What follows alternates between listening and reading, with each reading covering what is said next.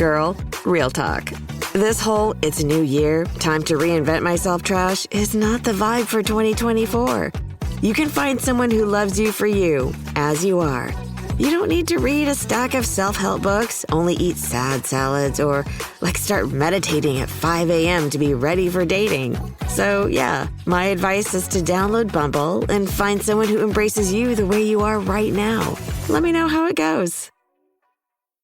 What the fuck happened to you, man? Your ass used to be beautiful.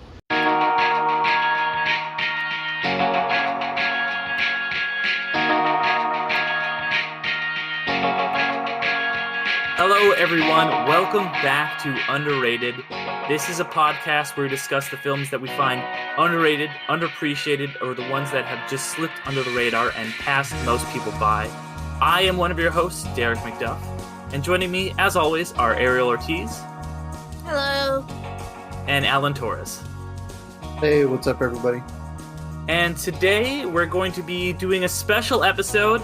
This episode was one picked by a Patreon producer of ours. Her Art Study, aka Chelsea, picked this movie for us. So thank you, Chelsea. This was after she has been a producer level patron for 6 months. And her pick was Jackie Brown. So really, really excited. Great pick. I'm stoked to talk about this. I feel like this is a Tarantino, obviously huge filmmaker, hasn't made that many films. All his films get talked about, except for maybe this one.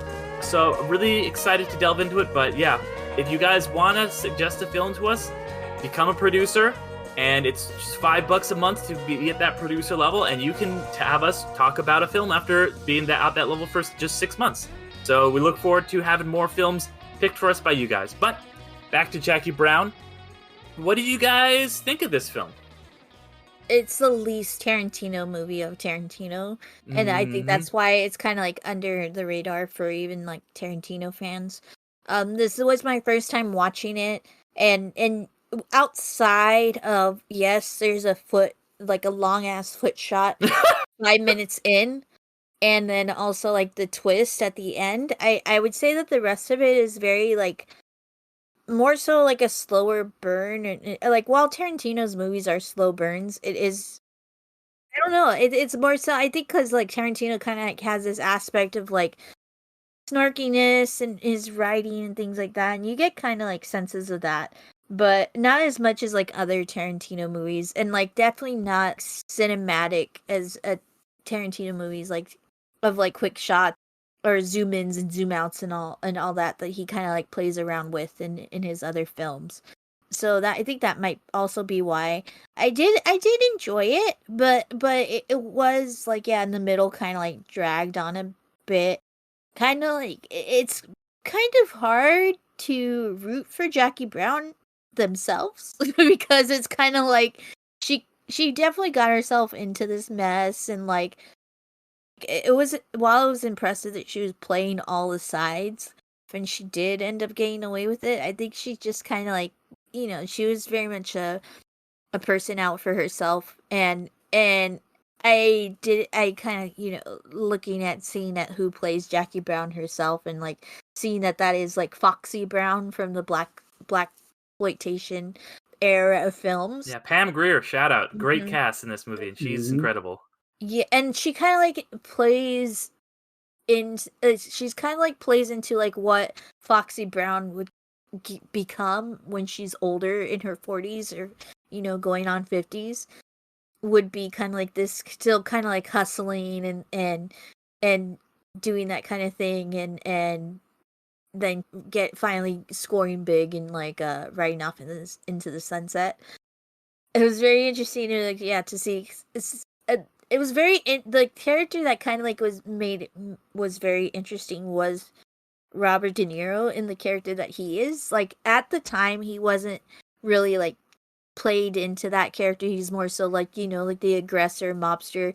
You get that instance at the end, but even that was kind of bumbling. He's I didn't know what to do. I just shot her. I don't know. That scene where he's high and he can't figure out which side the phone goes on, I was cracking up. I was is this my dad? Yeah, and it's very much it's kind of like a character that he plays into more so in his older years now in present day. So it is very interesting that he kind of like played into.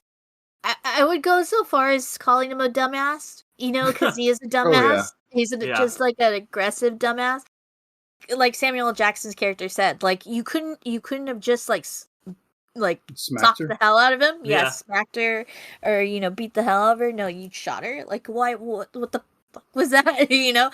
So that moment was very Tarantino-ish of like, but it wasn't as like blunt and playful as like a Tarantino movie really kind of sort of is. Like I was thinking like other Tarantino movies where when that kind of thing had happened, they would be like, "Well, shit," like kind of thing.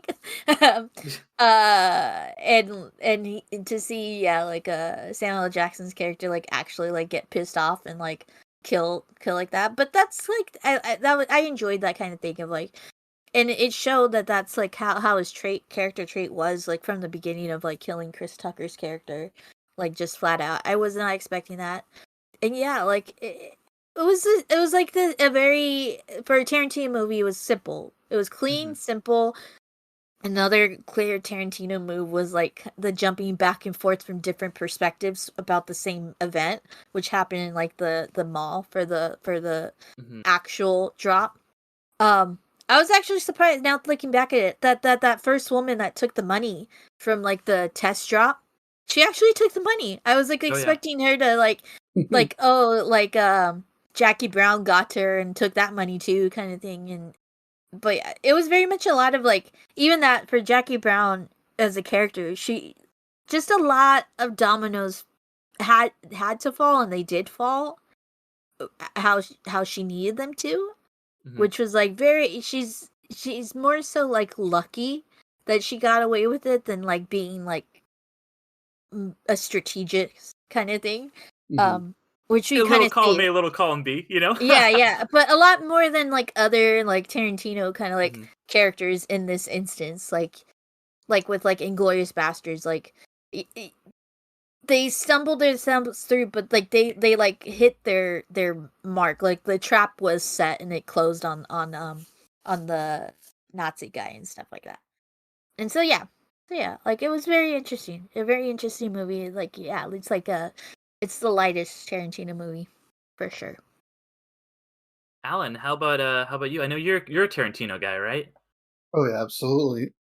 Funny enough, I have a quick little story today at work. I texted you guys earlier, but at work, I didn't mention it to anybody. No one at all. No one at all. I almost kind of forgot what we were doing today, and we have like a tri-weekly lunch where our department gets together, and the company buys us lunch. That's pretty much it. And we're sitting there, or I'm sitting there, and like one half of the room out of fucking nowhere. No, I didn't say one word. I was eating my sandwich, and they just go, Jackie Brown. Okay, who thinks Jackie Brown is like the most underrated Quentin Tarantino movie? And I was like, what the fuck? Okay. And they go have this whole conversation about it. They're all talking about Tarantino. And like at that point, I was like, I think I'm just gonna like put my phone down and record you guys for the episode because you guys are doing everything for me. But obviously, I can't do that because we're the podcasters. But no, I just thought that was like a funny coincidence. I'm just imagining like the first scene of Reservoir Dogs. But instead of like talking about Madonna, you guys are talking about Jackie Brown. Yeah, I didn't even like jump into the conversation until like way later. Like I was sitting just listening. They're like, "Oh yeah, Jackie Brown," da, da, da, and they're like talking about like they're just going all out. And like the CEO of the our department company, whatever, he just throws it out. Jackie Brown is the most underrated Quentin Tarantino movie, and I was like, "Well, there it is. He did my job. Cool." But yeah, then I jumped in, and then we started talking about our favorites, which I'll bring up later on in the show. But yeah, I thought that was just so funny and like coincidental. Like I was like, I'm gonna be talking exactly about that. But yeah, it is the most least Tarantino of all his films. But I guess what's really cool is that he's adapting a novel, Rum Punch. Right, exactly. Elmore And Leonard. Exactly, yeah. And it's really cool that like we haven't really seen him adapt anything. Like, you've heard every now and again, he's like, yeah, maybe I'll do a Star Trek movie or something like that, or he'll be like, maybe I'll do this or that. Like, I think he even said Friday the 13th. I'm not sure. He said a horror movie, but and I've always been curious to see that. But at the same time, we've actually kind of already seen him adapt a novel film. So I think the beauty of the film is that he's able to take the good points of the novel and then do his stuff, because you can tell, like, in certain scenes, the way the characters talk, you're like, that's very Tarantino. That's super, like, his style, his direction, the way they act with each other. I'm just like, oh yeah, that's absolutely him. But it's really nice to see him adapting somebody else's work. But yeah, I will say it's not my favorite. It's probably like at the bottom of the list, and it's not horrible whatsoever. It's not, no way is it a bad film at all. It's just like Ariel was saying, it's at least Tarantino, and all his other stuff is just way better. But yeah, Pam Grier, I mean, just knocks it out of the park. I think she's absolutely wonderful. I have the biggest crush on her in this film. She's absolutely stunning. Like, oh my god. Like at the end of the movie where she's like, you want to go to Madrid? I was like, I'll go with you. Fucking Yeah. kind of thing. So beautiful. But yeah, and then Max, I forgot the actor's name. He just has he's The Bell's bondsman. Oh, Robert yeah, Forster. Yeah. What's his name? Robert Forster. Robert Forster. Legendary character actor. Legendary character actor. Mm-hmm. Oh yeah, no, god damn, both of them had absolutely great chemistry, and his acting was so, like, I think it's probably the highlight of the film is like the dressing room scene and everything like that. I just love how cool he is. He's not like every other character's like stressed, and everybody's kind of like, Robert De Niro's like sweating, and he's like, oh my god, I got to do this, and then Pam Grier's kind of like, she has like that like anxiety of like, oh shit, I hope it works out. He's cool as a cucumber, just so fucking chill, so relaxed. Just like I kind of always forget he's a bail bondsman. I'm like, dude, you should be like an agent. Like, how are you not Michael Keaton's character, kind of thing. And that's very funny seeing Michael Keaton, like, he's like kind of like thinner in this movie, and I'm just like, And with like 5 years ago, shorts. Was he riding a motorcycle or was he riding a bike in those shorts? Because he should not have been. He had a motorcycle helmet, I think. When he came in one time to the station or wherever they're at their offices, and he had a motorcycle helmet and I think like a leather jacket, but then he was wearing like biker shorts. And I'm like, dude, what are you riding a motorcycle on, like with the biker shorts and stuff? oh, that's right, he does have the shorts. It's Michael Keaton. He's showing off his ass. He's like, you know what? I mean, I had a bunch of. He's like, hey, you want to see these nuts? Hey, come on, see these nuts. But, I mean, he was clad in leather just 5 years prior, so he's probably like, I want to show off my bod. Come on. Mm-hmm. He's like, my ass is hidden by a cape. Like, let's go, kind of thing. Yeah, Michael Keaton's great. Yeah, dude, I mean, it's Quentin Tarantino's direction. He just gets it. But yeah, that the highlight of the film is that, the whole dressing room heist stuff. Mm-hmm. But yeah, I mean, Derek, what do you think? Yeah, no, I agree with pretty much everything you guys said. I think, yeah, I was going to kind of lead with what you were saying, Alan, that, yeah, this is definitely the least Tarantino of Tarantino's films. And I think the big reason is because it's his only one that he adapts from someone else's work. As you mentioned, he adapts it from Rum Punch. And I think Elmore Leonard is one of these guys, like we've talked about, like Neil Gaiman, or one of these guys who writes books, but they are like very, very adaptable. Like, he's been adapted, like they've made like 20 movies based off of his books. They've made 7 TV shows, including some of my favorite films and TV shows of all time: 3:10 to Yuma, the remake, Justified, the TV show, one of my all-time favorite shows. Just a ton of great stuff. And I think because of that, I think Tarantino has definitely a very house style where his films are very elevated and they're very cinematic. They're very, very much drawing you to the artifice of like, this is a movie, this is cinema.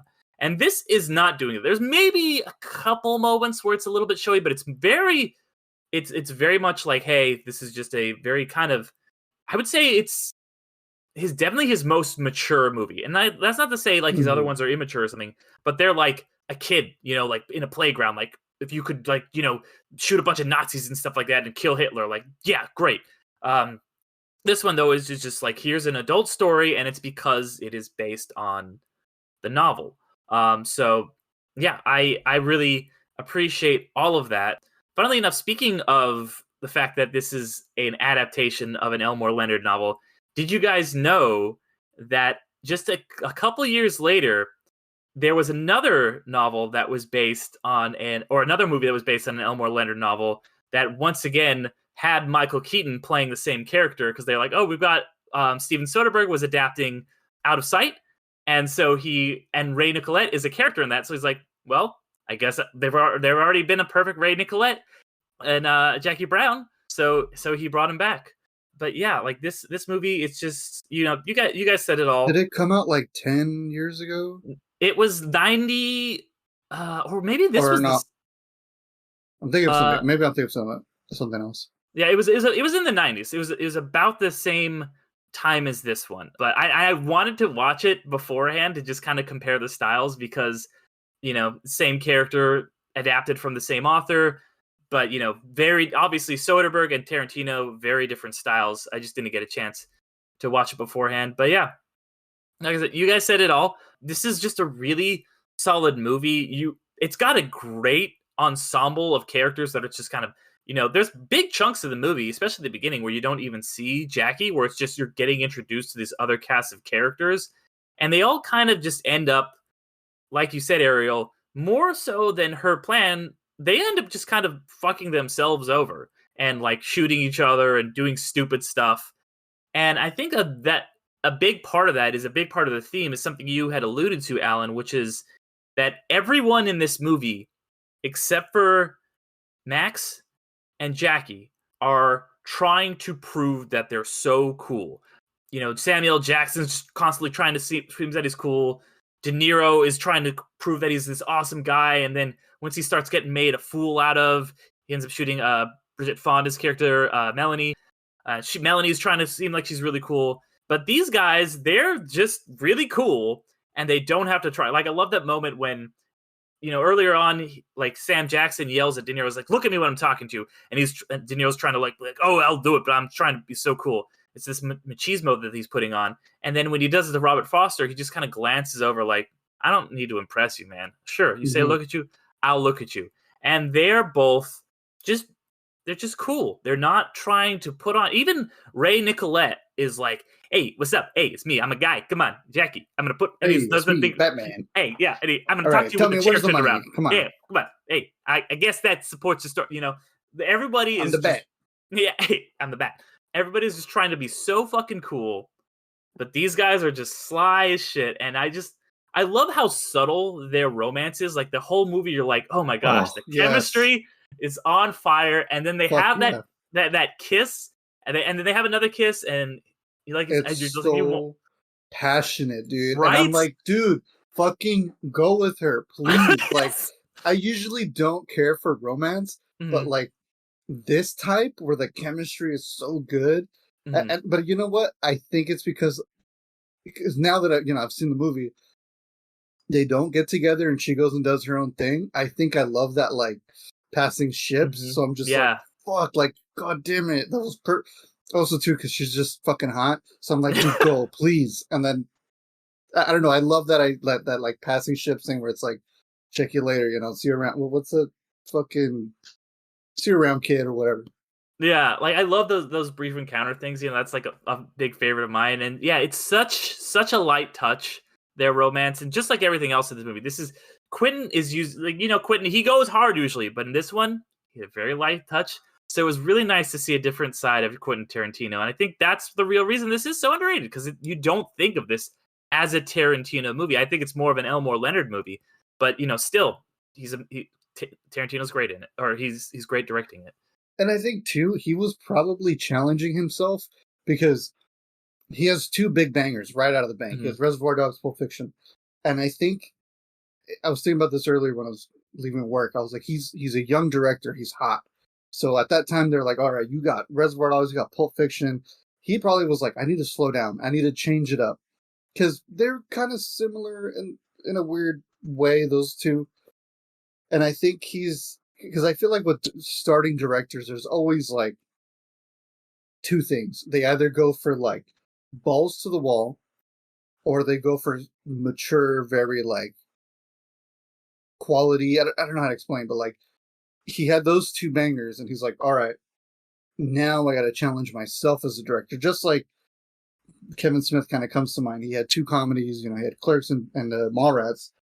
And then he's like, all right, I'm going to fucking push the boundary with Dogma. He like challenged himself to be like, no, I'm sorry. Chasing Amy. I think it was Chasing Amy. After those two, which Chasing Amy is more of like a dramedy about, sexuality, where like he challenged himself to be like, all right, I have to try something different, not be safe. So I think Tarantino went with Jackie Brown and being like, on top of not writing it, or he wrote it and adapted it, but like he adapted a novel and was like, I have to somehow put my style into it, but also put respect on the novel. I don't know how much he adapted from it, like down to the T, because I never read the novel, but I feel like he definitely was like, I need to challenge myself as a filmmaker, as a writer, director, everything, to be like, let's see what I can do with this. And I felt like he did a great job. I don't know how well it did the box office. I think it did pretty well. Right? Yeah, because it had a pretty modest budget. Despite, I think it's one of those movies where like it has a great cast, but it's a bunch of people who are like, yeah, I want to work with Tarantino. So it only had a budget of $12 million, and it made about 75. So it's one of those, one of those, huge box office success. One of those movies that comes in under budget. It seems like one of those movies that everybody wanted to kind of like be a part of, and then so you make like same way. Speaking of Soderbergh always does that. It was, and it's definitely one of his smaller movies. Like this, other than I think maybe his first film, this probably has the smallest budget of any of his movies, because he could have made, he would often make these big movies, but he wanted to do something different, and I really respect that. I respect that too. I love that. I really love that. It's not like I've never heard anybody say that Jackie Brown's their favorite Tarantino film, but I feel like it has like the utmost respect for most Tarantino like fans. Like they all kind of go like, yeah, it's not my favorite, but I dig it. It's good. But yeah, no, I appreciate that about him a lot. Yeah, and it's interesting. I think it really would qualify as underrated, because I feel like he's such a household name that you say, even people who aren't film buffs, you'd be like Reservoir Dogs or Glorious Bat, they're going to know that movie. But like I was just watching it, and my roommate had never heard of it, So I think film people know this movie for sure, but I think to the common everyday person, they might not. Agree with that, and it's just it's definitely like, I think for that reason, like if you come across this movie on a shelf, like back in the day, or even now streaming, like come across the tile and stuff, you don't see Tarantino in it. Like you just see it as like, oh, okay, this is like an 80s, like I said, like on the verge of like that kind of like Shaft blaxploitation kind of feel to it with the Jackie Brown character, and even like Samuel Jackson's character with the ponytail. Like even my brother, he came in like halfway through. He's like, why does he have this ponytail? And it's like, I love that at the beginning, like of all people, like of course Chris Tucker's character is gonna like comment on it, like he's like, you ponytail, stuff like that, kind of thing. Yeah. And yeah, it is definitely, it even then, like when he has it down, like at the end, it's like so because it's like you don't see Samuel L. Jackson like with that hair kind of thing ever. He either, but I do like that this was kind of like this was, I don't know if it was the start. I'm sure he's like, I'm gonna be wearing these, because like he probably is already wearing them, but of course he's carried them in his in his legacy as Samuel L. Jackson. But the K-Gruels, the Kangals, wearing those. So I was like, okay, at least we have that element of Samuel L. Jackson kind of thing. But like the ponytail just kind of takes it away, because it's like the most like. He is Samuel, like classic Samuel L. Jackson, but then he's also like, but like he's like a dumber version, because like Samuel Jackson's character is like even in like Django Unchained, like they are like disastrously plotting. They are kind of like they are pretty smart, and this character is just he is kind of dumb, and so yeah, it's kind of like out of touch with like Samuel Jackson, and especially Samuel Jackson in a Tarantino movie, you know, kind of Yeah. thing. What's his line? It's my ass may be dumb, but I'm not a dumbass. I thought that was such a good Yeah, line yeah. by him.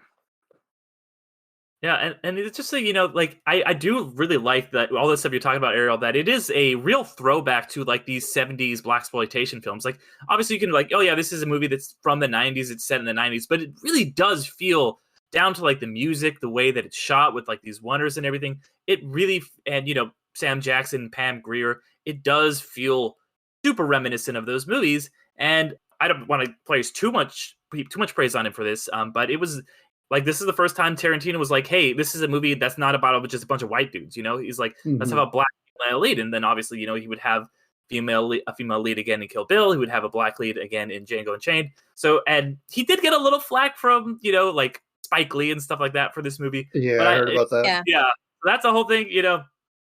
Well, even like the poster, like with Mhm. which is like she's not even actually shooting the gun, but it's a shot of Jackie Brown like with the gun like whipped down, and then in the actual movie, which is a very blaxploitation image of like Mhm. a black woman or black man like with the gun kind of thing, like shoot like kind of like the Charlie Angel move. But then in the movie itself, it's like, oh, she's just kind of like prepping herself to do that.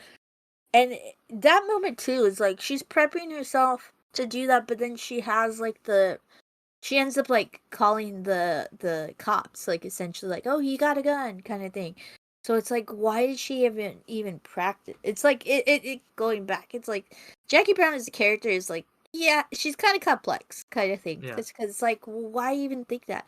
Like, and it goes back to like what I was saying of like, while she comes across as like knowing what she's doing, there's these like moments and things that pop up where she kind of doesn't, she's Mhm. is like, yeah, like somewhat winging it, and like even in that moment, like going back to what you were saying, Derek, is like she's acting like she has something to prove in that, in at least that moment. And like I wouldn't call that moment as kind of like being cool. It's kind of like acting cool, like Mhm. you were saying.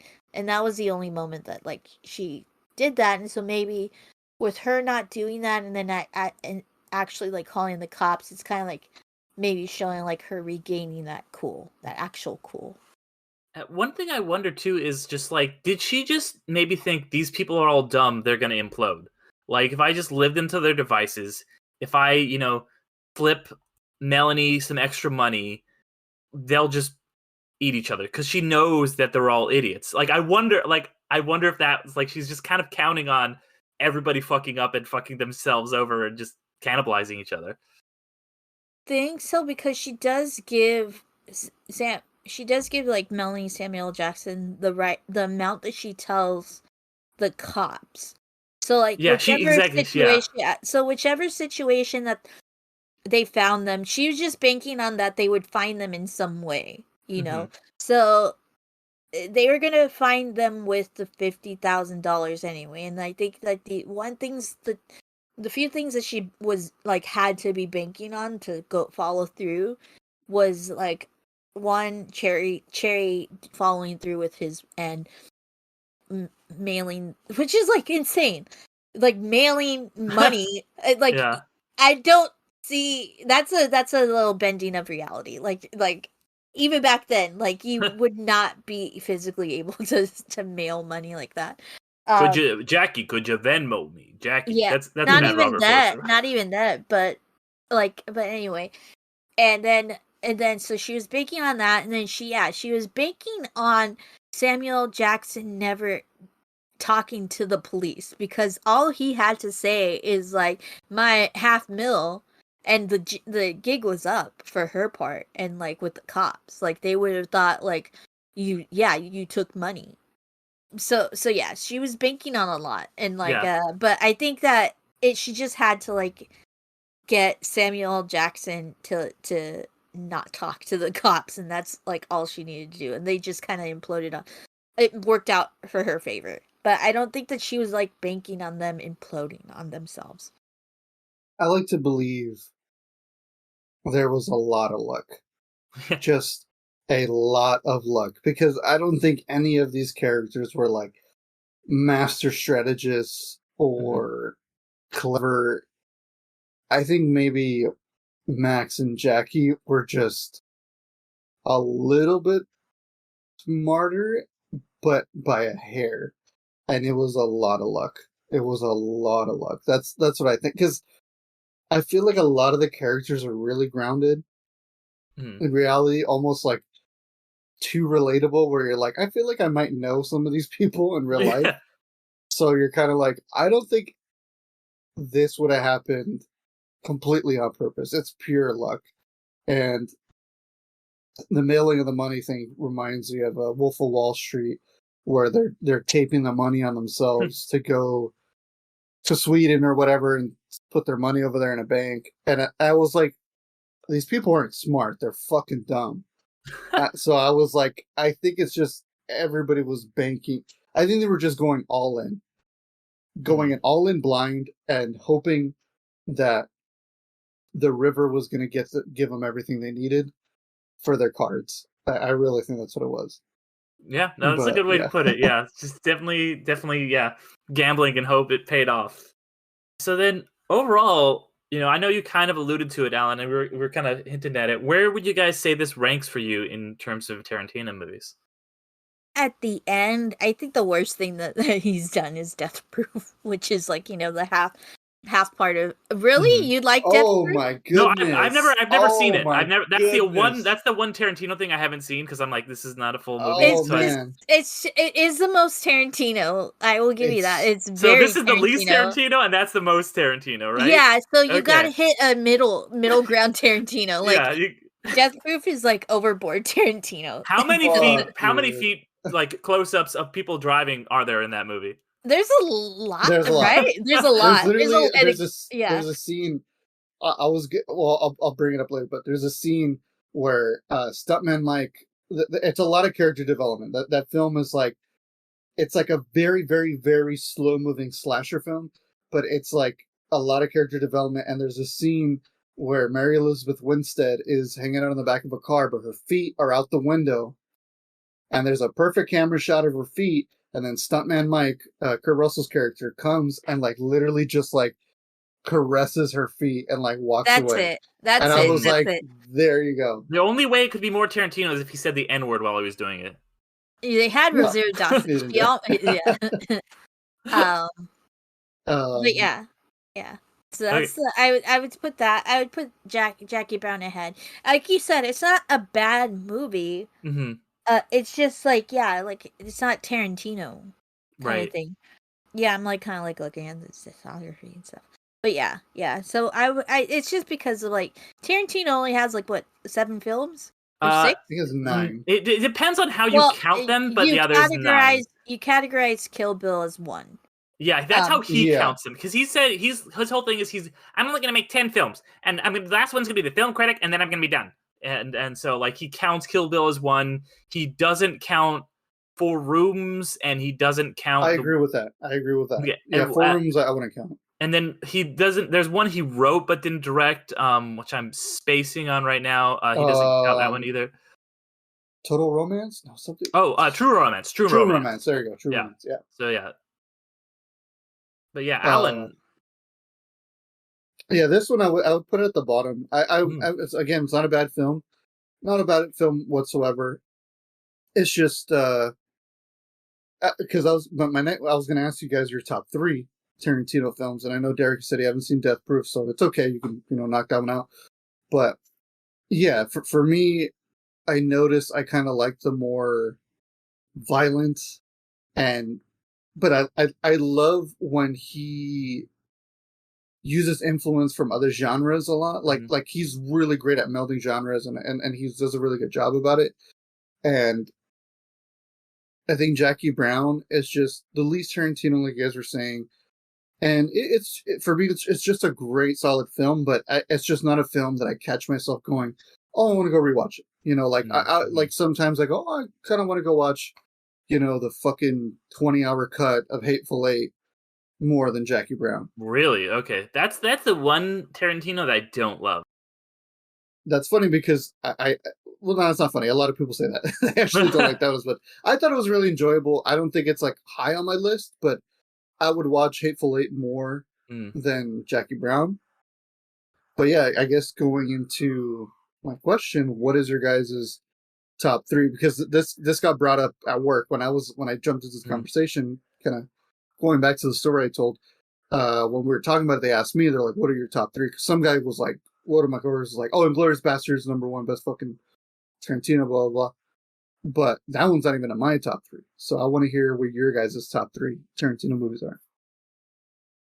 Really enjoy Hateful Eight. I do. Yeah. Like so I might be in the minority, but I've never seen the 20 hour one, but I enjoy the storytelling of Hateful Eight. I love how it's like it's like narrated in like a chapter wise kind of thing, and then it is very much It's also it's like a very much stage it's play that. almost. Oh yeah, stage play. It's Mhm. all it takes place essentially all in one room.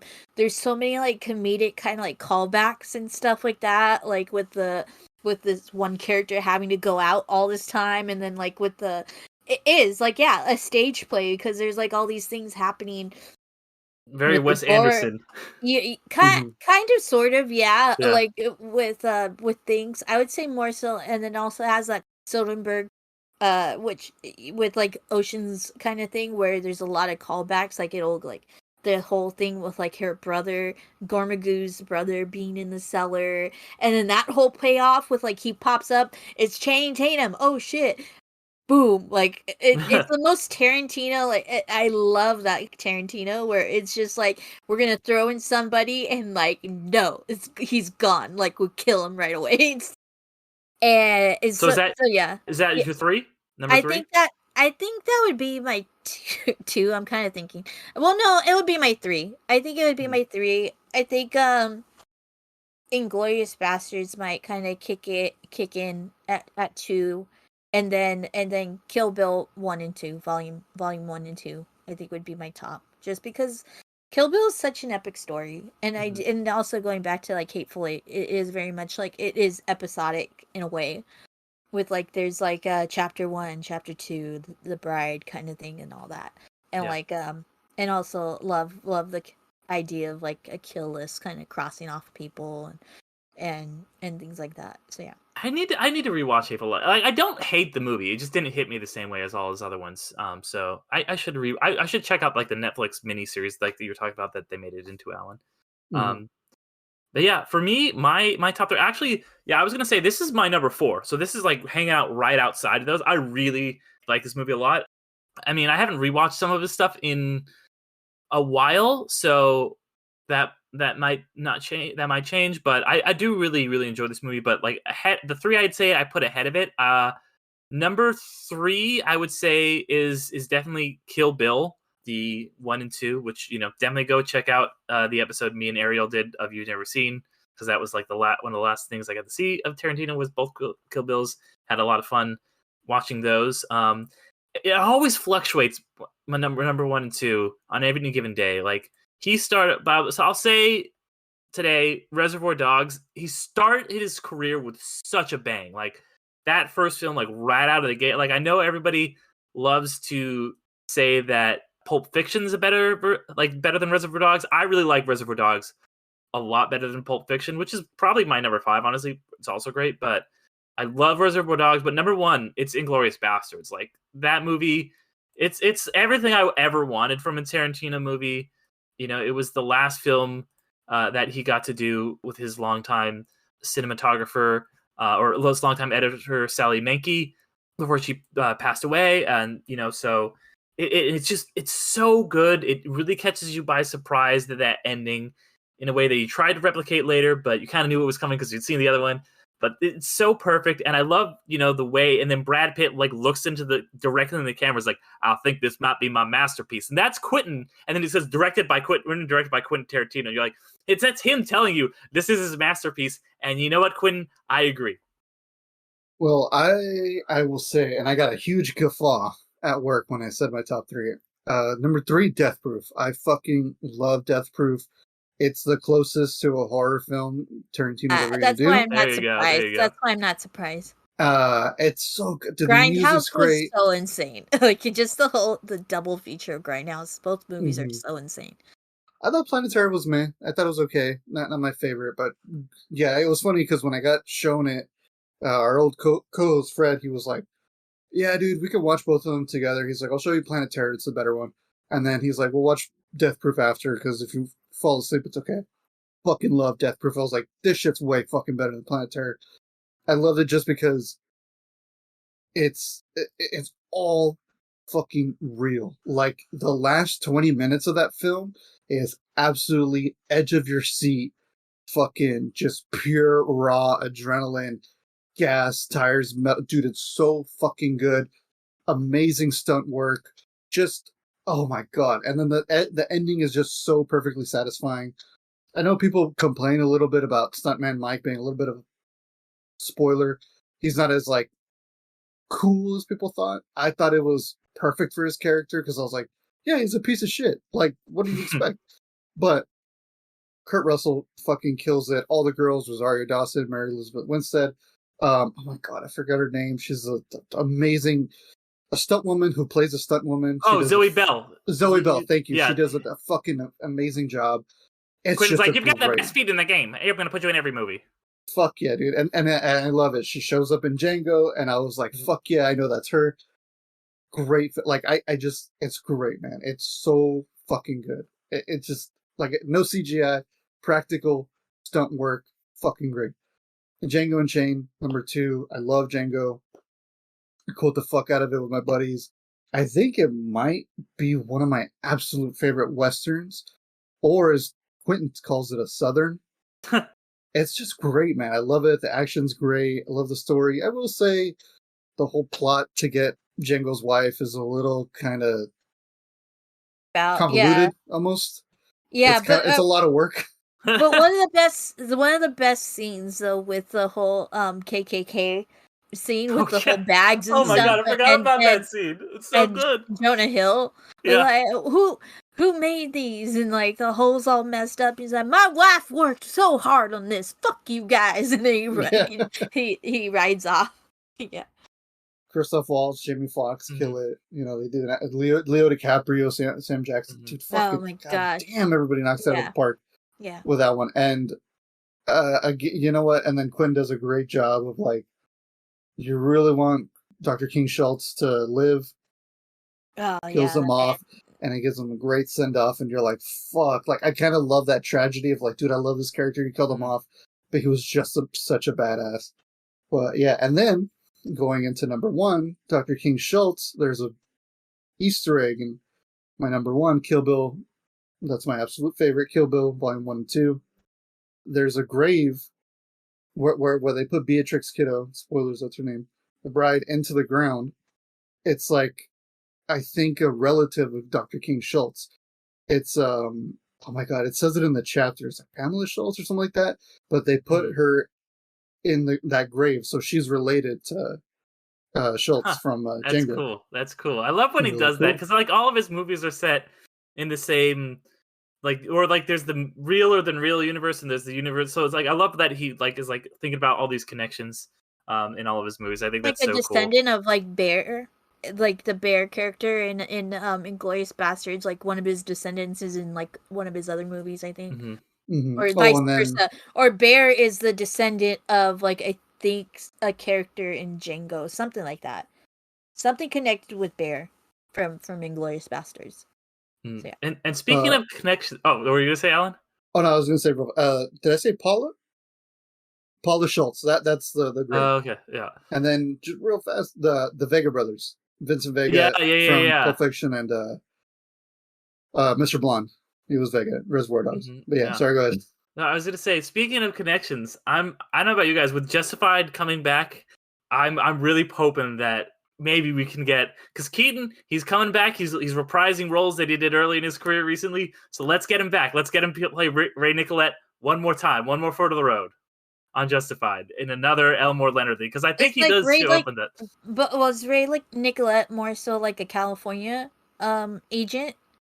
I don't. Well, I know because Because they mention Justified happens. Detroit in this movie. They Yeah. mention because Oh, like they did. that's a big thing is the Detroit Mafia in Yeah. Justified, and I think De Niro was from Detroit, so like it it all connects. You know, it's all one big thing. I love it.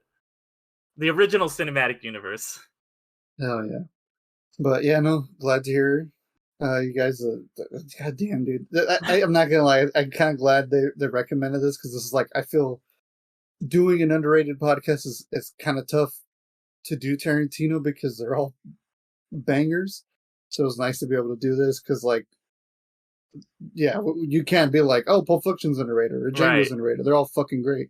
You know, maybe Hateful Eight. I sometimes think Death Proof is underrated, but like I'm very surprised that Hateful Eight's not because I I thoroughly enjoyed. Yeah. Like I said, like I think a lot of people do what I do, which is the qualifier. It's like I like it, just not as much as the other Quentin movies. But yeah, I think this one's definitely like your coworkers were saying. Like this is the underrated for sure Tarantino movie. It just nobody talks about it. Like everyone talks about Tarantino, and it's part of it I think is because Tarantino's movies, like everyone talks about movies and all of them, and so like that's just kind of life imitating art, imitating life, imitating art over and over again. This one doesn't really go down that path. Like there's a couple scenes where he's like, I'm gonna go see some movie. That's about it. But yeah, I don't know. Any final thoughts on Jackie Brown? Enjoyable. I mean, like, yeah, when you said that it's from the writer from Justified, I kind of understand a lot more because it is like, yeah, it is kind of that kind of beat of a story for sure. Which Justified also has like bad guys who are dumb as hell, but they somehow stumble into victory, but then stumble out of it just as quickly. So yeah. No, that's great, man. Definitely check it out if you haven't seen it. Yeah, I mean, I feel like a lot of people's lists of like Tarantino fans, I feel like this is always their, they're like, I've seen all of them except Jackie Brown. Right. It's always Jackie Brown or Death Proof. It's always Jackie Brown or Death Proof. And I'm like, well, go out and watch both of them. Instead of watching Planet Terror and Death Proof, no, go watch Jackie Brown and Death Proof because like Ariel said, it's both sides of that spectrum. It's the least Tarantino, the most Tarantino. Yeah. Yeah, so that's well said. But yeah, thank you guys once again, and thank you to everyone for listening. And one more time, thank you to Chelsea for suggesting this one to us. Thank you so much, Chelsea. Yeah. So shout out. We would love to get some more, like we said at the top. Sign up for our Patreon if you want to be a $5 producer and suggest this to us. If not, we also have just a $1 tier if 5 is a little too rich for your blood, and then you get access to our bonus podcast, the Undercast Film Club, that we do whenever there's something we want to discuss that wouldn't fit onto Underrated or you've never seen or anything like that. We talk about it there. We just did recently an episode talking about our top theatrical film going experiences. That was a lot of fun. And sometimes there's some other cool stuff. Sometimes if I'm able to edit them quick enough, I'll put those episodes out early for the Patreons. So you guys, if you are a patron, get access to episodes of Underrated before anyone else. So look us up, Undercast Company, on Patreon, as well as Instagram, Facebook, all the places. TikTok, now we're doing the film microdose film reviews on TikTok. Alan just did one not too long ago on The Flash. That was really cool. Number one box office making film in the world, or well, not in this universe, unfortunately. Hey, at least it beat Elemental. Yeah, I guess. I mean, but go check out the review. I love it. Yeah, definitely check it out. But yeah, we do a lot of other stuff as well. I do my podcast, the other podcast I do, where I'm the co-host along with my buddy Damien. Can I Say Something? And then, of course, Ariel has her podcast. Podcast of You've Never Seen comes out on the first of every month. And wherever you hear and listen to podcasts, go and check that out. And yeah, I enjoy the discussions I always have. They're always really fun. Yep. So look forward to that. And then I want to shout out a couple podcasts that I was on recently. By the time this episode drops, the episode should be out of where I got to go on the podcast No Highway option, where the premise is they talk about films and compare them to the movie The Pacifier starring Vin Diesel, and it's a lot of fun. Except for I had to watch The Pacifier, and then I had to watch New Moon, which was the movie I was comparing it to. But that was a lot of fun. Those weird, both bizarre, fun, not good movies to talk about. And then I was also on the U-Man podcast. That's YOOMAN, where I got to talk about film, and so that was a lot of fun. So check both those shows out. Check out all our stuff, of course. Check out You've Never Seen. And until then, I'll see you guys all next time. Bye. Thanks for being amazing. Take it easy, everybody. Have a good one.